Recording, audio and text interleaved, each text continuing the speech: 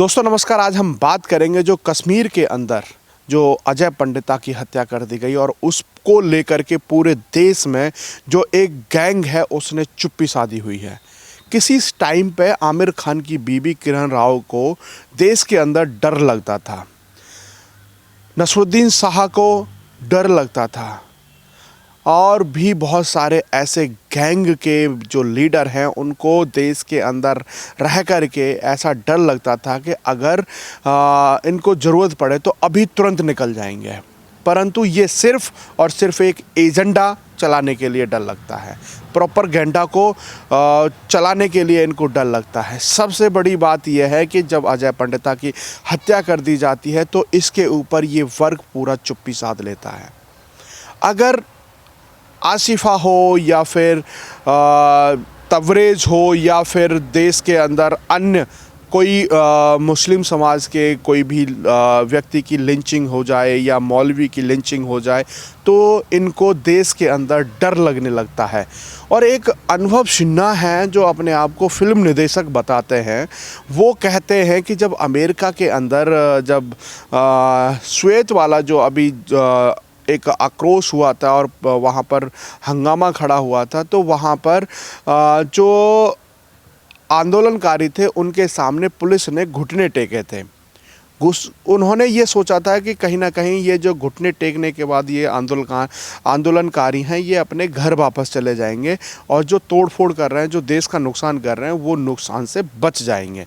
अब सबसे बड़ी बात यह है कि जो अनुभव सिन्हा हैं वो कहते हैं कि अल्पसंख्यकों के सामने बहुसंख्यक कब घुटना टेकेंगे। 70 साल से कर क्या रहे हैं, यही तो चला आ रहा है। मनमोहन सरकार में तो सीधा सीधा कह दिया था कि भारत की संपत्ति पर पहला अधिकार अल्पसंख्यकों का है, वो तो ये तक कह चुके हैं। तो और इससे ज़्यादा क्या किया जाए। अब उस शख्स को ये नहीं लगा कि अगर अजय पंडिता की हत्या होती है तो उस पर 2 शब्द नहीं निकलते हैं। सबसे बड़ी बात यहाँ पर ये आती है कि अगर किसी हिंदू की हत्या होती है तो यहाँ पर चुप्पी साध ली जाती है। चाहे पालघर में महाराष्ट्र में 2 संतों की हत्या हुई हो या बुलंदशहर के अंदर 2 संतों की हत्या हुई हो, मतलब जो एक माहौल क्रिएट किया जाता है वो सिर्फ़ और सिर्फ ये इस तरह का माहौल बनाया जाता है। और ये जो लिबरल गैंग है वो कहीं ना कहीं इस एजेंडे को प्रायोजित करता है।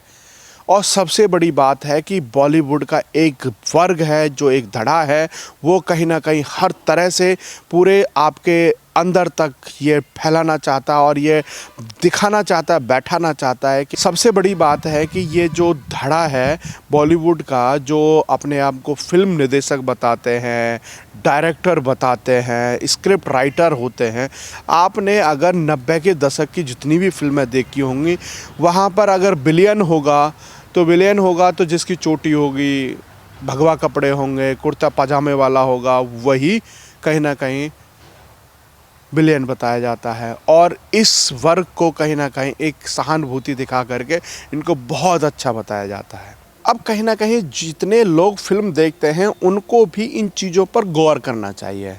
जैसे कि अभी एक फिल्म आई थी, उसको मैंने बड़े ध्यान से देखा और उसमें वॉर के अंदर वहाँ पर भी इसी तरह का एक नाटक दिखाया गया।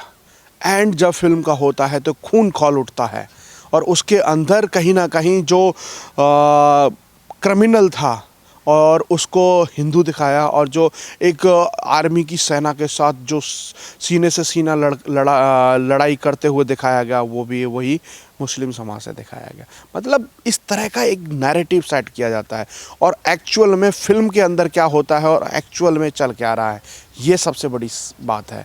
अगर एक्चुअल में भी यही चीज़ें देखने को मिले तो कहीं ना कहीं आपको लगता है कि हाँ ये सही हो रहा है। अभी आप देख लीजिए मेवात के अंदर 103 गाँव में से हिंदू विहीन कर दिए गए हैं, मतलब एक भी हिंदू नहीं है।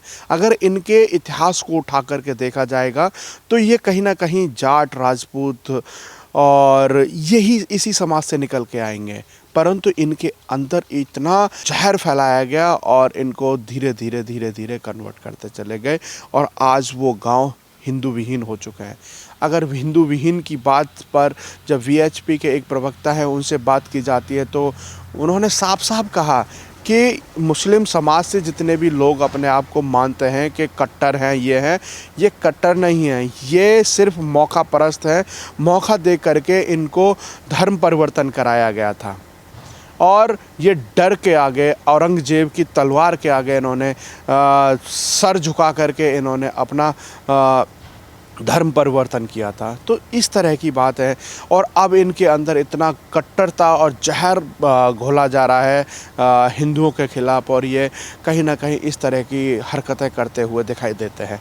अब सबसे बड़ी बात है कि जब अगर कश्मीर के अंदर अजय पंडिता की हत्या होती है तो पूरा देश शांत होता है। ना तो कोई कैंडल मार्च है, ना कोई प्ले कार्ड है, ना किसी को अब संविधान खतरे में दिखाई देता है। अगर सीएए का कानून आता है तो संविधान खतरे में आ जाता है और अनलॉक 1 होता है तो जगह जगह निकल के आते हैं भेड़िए और शाहीन बाग बनाने की कोशिश की जाती है। अगर आज वहाँ पर कश्मीर के अंदर दोबारा से 1990 दोहराने की कोशिश की जाती है तो वहाँ पर आज किसी को संविधान खतरे में नज़र नहीं आता है।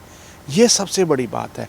और दूसरी बात अगर हम यूपी के अंदर करें तो जौनपुर के अंदर कुछ सपा के नेता हैं, कट्टर अपने आप को कहते हैं, और वो भी नूर आलम और सिद्दीकी, उन्होंने सिर्फ छोटी सी बात पर दलित बस्तियों के घर में आग लगा दी।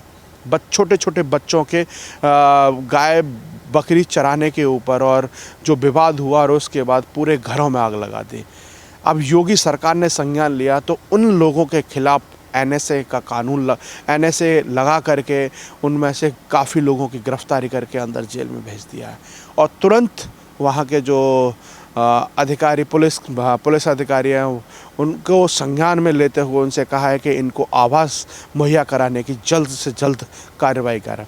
परंतु सबसे बड़ी विडंबनाएं यहाँ पर भी वही देखने को मिली। ना तो मायावती का कोई बयान आता है, ना चंद्रशेखर रावण का कोई बयान आता है, ना प्रियंका वाड्रा का कोई बयान आता है जिसको मजदूर और दलित दिखाई देते हैं। सिर्फ उनको सिर्फ और सिर्फ ट्विटर पे प्यार दिखाई देता है, कोई जवाब नहीं आता। उनका कोई मतलब किसी तरह का सवाल खड़ा नहीं होता है। क्यों? क्योंकि एक तरफ दलित हैं तो एक तरफ मुस्लिम समाज ने ये उनकी बस्तियों में आग लगाई है। अगर योगी सरकार ऐसे लोगों के ऊपर सख्त से सख्त कार्रवाई करती है तो इसके ऊपर भी इन लोगों को आपत्ति हो जाती है। अब सबसे बड़ी बात यह है कि अगर जौनपुर के अंदर दलित बस्तियों में आग लगा दी जाती है, कश्मीर के अंदर कश्मीरी पंडितों के ऊपर दोबारा से अत्याचार होता है, तो वो देश के अंदर जो आवाज़ उठाने वाला धड़ा है वो आज मौन क्यों है? ये सबसे बड़ा सवाल है। अगर इस पर कोई सवाल खड़ा करता है तो उनको गोदी मीडिया और मोदी भक्त कह दिया जाता है। अगर आज कश्मीर के अंदर ये हालात हैं और कश्मीर के अंदर अजय पंडिता की हत्या कर दी जाती है, वहाँ से जो बीडीसी और वहाँ के सरपंच हैं उनको कश्मीर छोड़ने पर मजबूर होना पड़ता है। वो वहाँ से छोड़ करके 50 से 100 लोग अगर जम्मू में आ जाते हैं तो ये कहीं ना कहीं सवाल खड़े करता है हमारे सिस्टम के ऊपर भी और हमारे यहाँ के जो बुद्धिजीवी लोग हैं उनके ऊपर भी। अगर इनके ऊपर ऐसे अत्याचार होते हैं तो क्यों नहीं आवाज़ खड़ी की जाती है? ये सबसे बड़े सवाल खड़े होते हैं यहाँ पर। अगर जौनपुर के अंदर योगी आदित्यनाथ ने एनएसए लगा करके उनको अंदर जेल के अंदर भेजा है तो क्यों नहीं सवाल खड़े करते वो लोग जिन्होंने उनके ऊपर दलितों के ऊपर अत्याचार किया, उनके घरों को आग लगा दी गई? आज क्यों नहीं बोलते? ऐसा नहीं होना चाहिए था। प्रियंका वाड्रा को क्यों सवाल नहीं सूझते हैं ऐसी स्थिति में? अखिलेश यादव को भी कहीं ना कहीं इस पर कड़ी प्रतिक्रिया देते हुए इस पर कार्रवाई की मांग करनी चाहिए थी। आज वो भी शांत हैं। मायावती हैं, उनके तो खुद के परिवारीजन हैं दलित जिनको छाती से लगा के रखती हैं मायावती जी, आज उनके घरों को आग लगा दी गई। आसरा योगी आदित्यनाथ दे रहे हैं, उनको आवाज़ दिलाने की पूरी जद्दोजहद कर रहे हैं, तो क्यों नहीं सवाल खड़ी करती हैं? क्योंकि मुस्लिम वर्ग नाराज़ हो जाएगा सिर्फ और सिर्फ इसलिए। सवाल तो बनता है चंद्रशेखर रावण से भी, जो हमेशा से भीम आर्मी का झंडा लेकर के घूमते रहते हैं और आवाज़ बुलंद करते रहते हैं, दलितों की एक टीम बनाते हैं। और आज चीन बॉर्डर पर अगर लड़ाई होती है तो उसके लिए तो कभी नहीं बोला उन्होंने कि हम भीम आर्मी जाने के लिए तैयार हैं। क्यों? क्योंकि देश के अंदर ही आग लगाने का काम आपकी आर्मी का काम करना है। अगर आपकी भीम आर्मी है तो जाइए ना पाकिस्तान के प्रधानमंत्री और गृह मंत्री से आग्रह कीजिए कि हमने टीम बनाई है और हमें पाकिस्तान बॉर्डर और चीन बॉर्डर पर भेज दीजिए। ये भीम आर्मी केवल और केवल देश के अंदर विद्रोह फैलाने के लिए बनाई है। अगर विद्रोह फैलाने के लिए बनाई है तो इस पर भी कहीं ना कहीं कड़ी से कड़ी सख्त कार्रवाई होनी चाहिए। दूसरी बात, अगर जौनपुर के अंदर दलित परिवारों के ऊपर अगर इतना अत्याचार हुआ है तो वो कहाँ है भीम आर्मी जो उनकी सहायता के लिए खड़े नहीं हुए? खड़े होकर के वहाँ पर जाना चाहिए था। उन लोगों के घरों में आग लगाती तो उनके पास अब 2 वक्त के खाने के लिए इंतज़ाम नहीं होगा, खाने का इंतज़ाम करना चाहिए था, उनके रहने का इंतज़ाम कराना चाहिए था। कैसी भीम आर्मी है? सिर्फ देश में आंदोलन करेंगे, राम मंदिर का निर्माण होता है तो वहाँ पर कहेंगे कि बौद्ध की प्रतिमाएँ और बौद्ध के सबूत मिलते हैं और हम वहाँ पर आंदोलन करेंगे। सिर्फ इसलिए आपको नफ़रत है, आपने नफ़रत फैलाने का काम करना है। हिंदुओं के बीच में रह कर के हिंदुओं से ही नफ़रत फैलाएंगे आप। जो सही आरोप लगाते हैं लोग सोशल मीडिया के माध्यम से, क्या वो सही है क्या? मेरा सिर्फ ये सवाल है। और आपको अगर लगता है ये सही सवाल है तो आप जवाब ज़रूर लिखिए, कमेंट बॉक्स में लिख कर के बताइए कि ये सवाल लाजमी है या नहीं। आप हमारे साथ जुड़े रहिए। जय हिंद, जय भारत।